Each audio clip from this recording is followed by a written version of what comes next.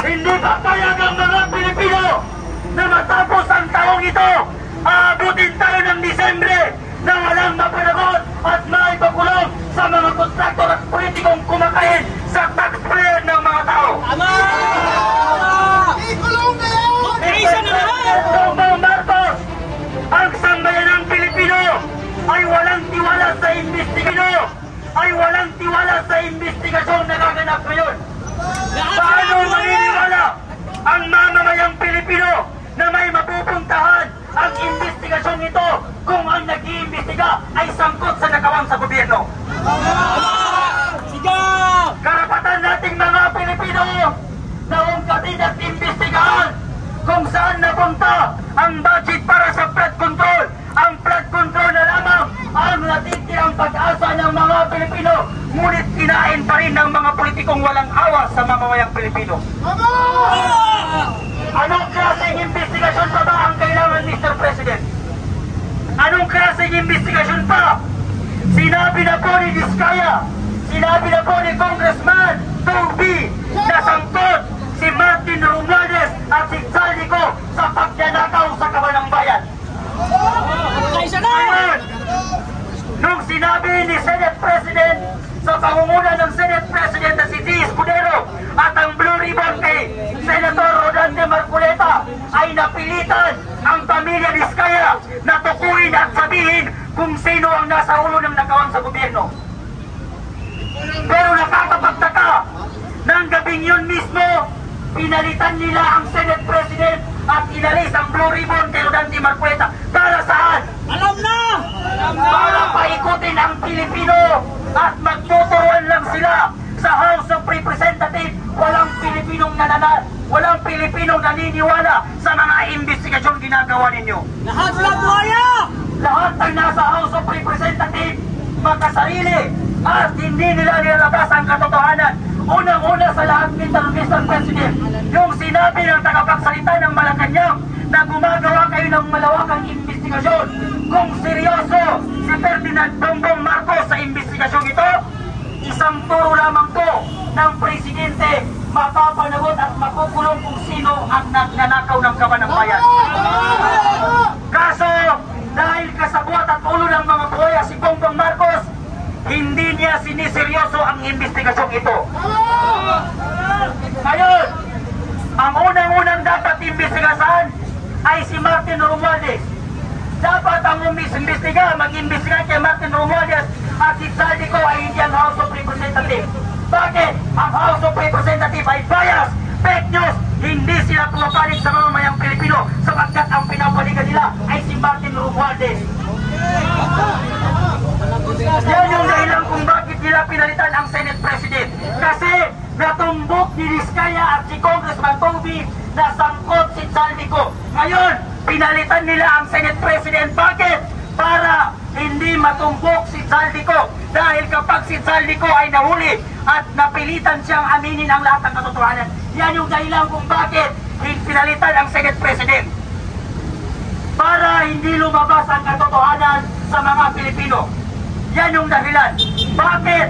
Kasi pag si Zaldico nagipit yan, magsasabi at magsusumbong-sumbong siya sa mga kasama niya. Kaya pinalitan nila ang Senate President para kasinungalingan ang lumitaw sa mamamayang Pilipino. Mr. President, hindi na po bobo ang mga Pilipino. Hindi na po bobo ang mga Pilipino at takot sa inyong mga politiko na nagpapahirap sa bansa. Ang mga politikong yan ang nagpapahirap sa bansa. Taon-taon, lalo palagi tayong bumuboto. Palagi tayong bumuboto dahil sa kanilang mga pangako. Bawat eleksyon, ang mga politiko ay tinatawagan at sila'y nangangampanya na kung ano-ano ang kanilang mga pangako. Pero tignan ninyo mga kababayan kong Pilipino, after eleksyon at sila ay naupo, hindi mo sila makita. Ni kapag pumunta ka sa opisina nila, kailangan mo pang kumuha ng kung ano-ano para makausap sila. Huwag po natin ipagpalit mga Pilipino ang ating prinsipyo at paninindigan sa 500 pera, 5 kilong bigas at 3 lata ng sardinas pag-eleksyon. Mga kababayan, iboto po natin kung sino ang totoong may malasakit at pagmamahal sa ating bayan.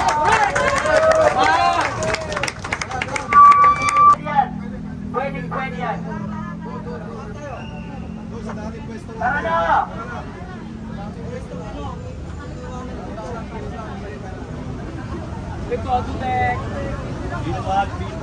Mga kasama, mga kapatid, kung po tayo sa may puno ng bangka, doon at least malilitod. Doon natin ay sinisiwalat lahat ng ating mga hinaing, ha? Huwag mahiya, walang leader dito, lahat leader! Okay, go! Yung gusto magsalita, magsalita!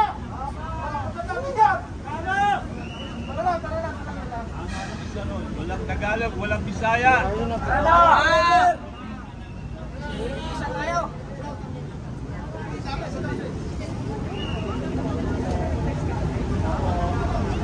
Naglaro ka kasi nagkakla. Tayo doon, ang lahat ng bata.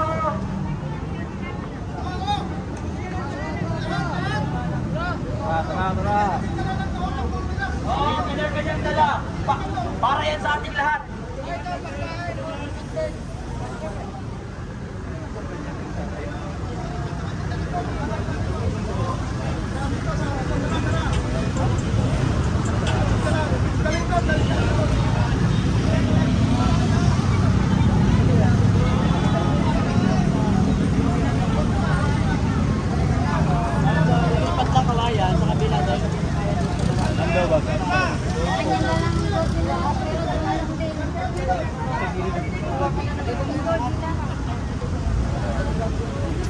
Tayo na mga Pilipino, lahat ng mga Pilipino gustong maglabas ng inahin sa mga politikong buhay at kurakot. Magsalita po tayong lahat dito sa harap. Karapatan po ninyong ilabas ang inyong inahin. Karapatan niyo po ilabas ang inyong mga inahin. Ang salubin sa mga politikong nagpapahirap sa ating bansa. Kahit sino po dyan na gustong maglabas ng inahin, magpunta lang dito at irami dito para siya po ay magkapagsalita. Sa lahat naman po yung nagugutom, meron din po tayong pagkain para kayo ay maging malusog at malakas.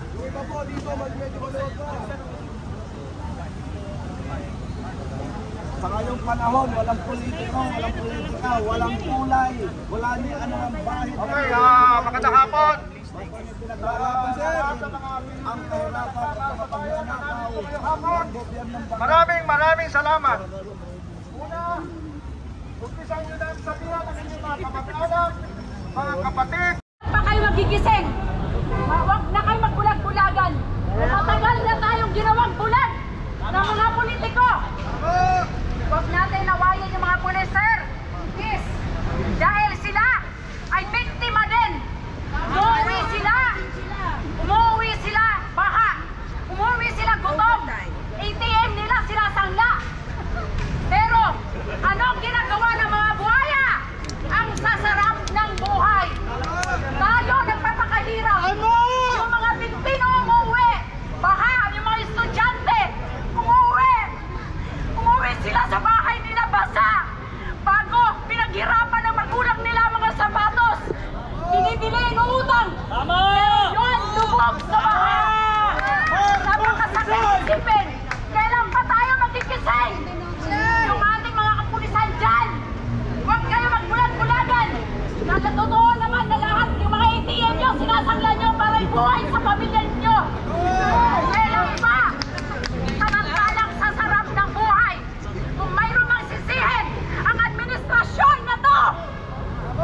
Kailan pa kayo magigising? Gumising na kayo. Kailan pa kayo magsasalita?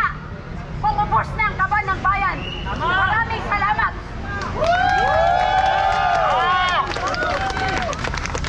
Totoo naman lahat ng sinabi niya.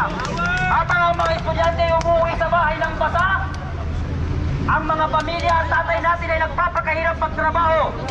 Eh kahit kailan hindi nasubukan ang mga politiko magtrabaho ng 24 hours. Hindi nila nagawang mamasalan ng 24 hours para may mapakain sa pamilya. Hindi nila nasubukan umakyat sa mga kabundukan upang magtanim ng mga kanay. Hindi nila nasubukan mag-araro. Tayo mga Pilipino, ipaglaban natin ang karapatan natin. Hindi tayo dapat magpalinlang o matakot sa sa mga politikong nagpapakasasa at nagpapakasarap sa kabanang bayan. Tayong mga Pilipino ang nagpapasahod sa mga politiko. Tayong mga Pilipino ang nagpaupo sa kanila sa mga posisyon nila. Tayong mga Pilipino rin ang magpapababa sa mga posisyon nila dahil wala silang ginawa kung hindi kainin at lamunin ng kabanang bayan. Any volunteer, pumunta lang po kayo dito sa lahat ng gustong magsalita at sabihin ng kanyang mga inanakit sa gobyernong ito. Hindi lang po tayo dito. Hanggang hindi po bababa ang mga politikong nagpapakasarap sa gobyernong ito, hindi po tayo titigil mga kababayan. So dito po isang kapatid natin. Andito. Okay.